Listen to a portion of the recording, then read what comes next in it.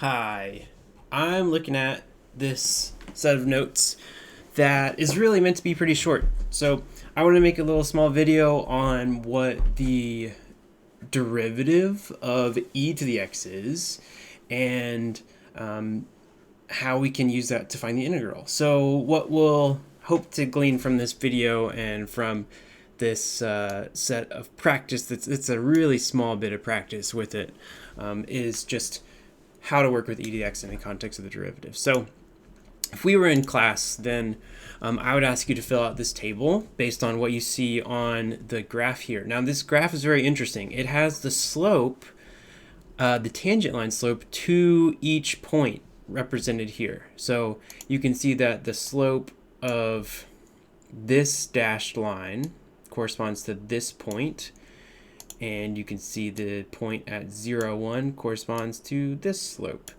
And so we can kind of match these guys up right now.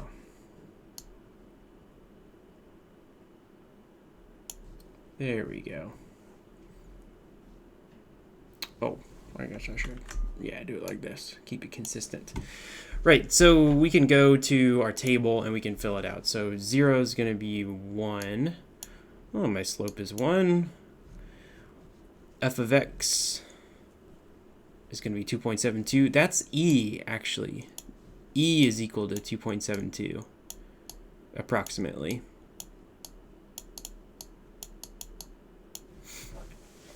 So that means my slope is also e.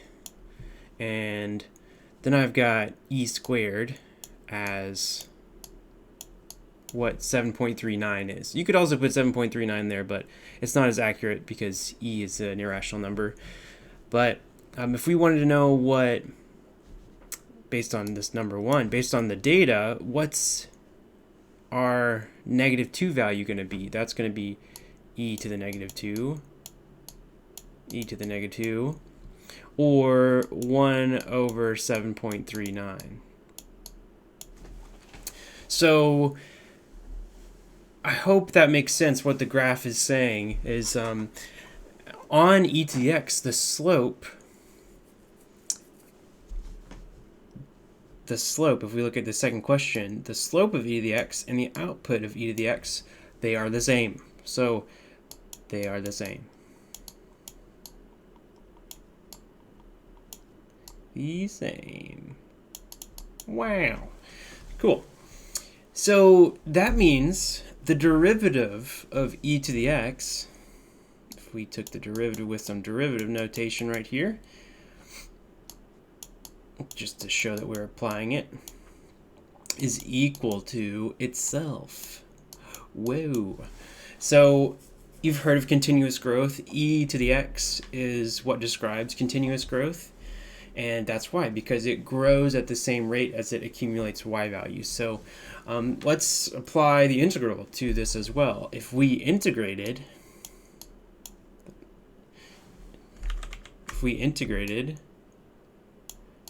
e to the x, I know it's, there we go, we need the dx on there to help us out. But if we integrated e to the x, then that equals e to the x plus c. So that should make sense to us if we're familiar with the integral. If by chance you're watching this video after not learning about indefinite integrals, then we'll get to that. But for us, we're just going to do a couple of these problems. There's some practice there with integration, and I'm going to ask us to integrate this this function here. So we're going to talk about population and how a certain strain of bacteria grows. So it's given by this equation with t being the time in minutes, and we want to know what the derivative of this thing is. So if we take the derivative of p of t, so I've got dp with respect to time is equal to the derivative with respect to time of my right side of the equation. So you can see we're taking this as an implicit derivative of the whole thing, but we're taking it with respect to time. So this right side's going to be kind of like a normal derivative situation. So that's t plus 1 squared over 1. And I'm going to zoom in a little bit because this derivative will get a little hairy. This is one of the more difficult derivatives that we'll look at. And what we're going to do next time we're in class is we'll just practice this stuff. So the derivative of this thing, oh my gosh. So this is that's just a number, so 1,000. It's not going to really influence the rules we use in our derivative. But then this is where we will start to see some different rules. We have a group. So another way to group something with math is by putting it in the exponent. So 1 over t plus 1 squared is actually grouped inside the exponent. So the outside function is e to the x.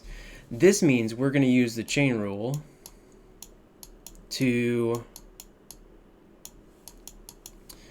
complete our derivative.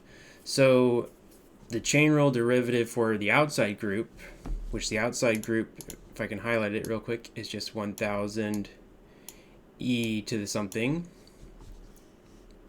So the derivative of that is just 1,000 e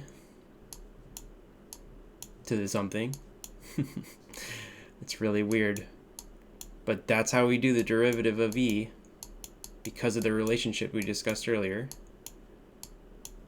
And then with the chain rule, I keep what was inside that group in the exponent inside there. So that stays, that 1 over t plus 1 squared stays.